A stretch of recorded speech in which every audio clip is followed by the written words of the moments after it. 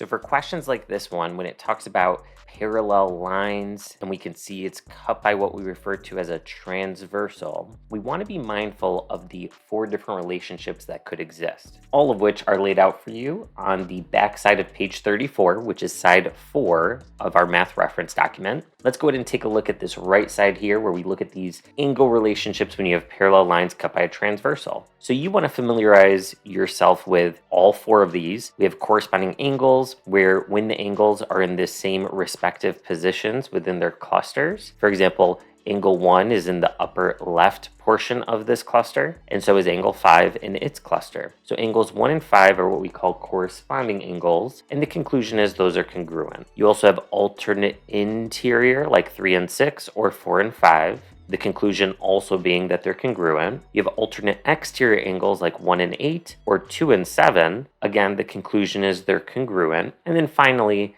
the least common scenario, and the one that's kind of an odd man out, is consecutive interior, also called same side interior in certain textbooks, because notice not only are angles 3 and 5 interior, but they're on the same side of the transversal, and they're consecutive, they're back to back. So either way makes sense, but the conclusion there for 3 and 5, as well as 4 and 6, are they're supplementary. So notice in these 2 angles, they're both in the upper right of their respective clusters. So they're corresponding, and corresponding angles are always congruent. So as a result, the answer is 50.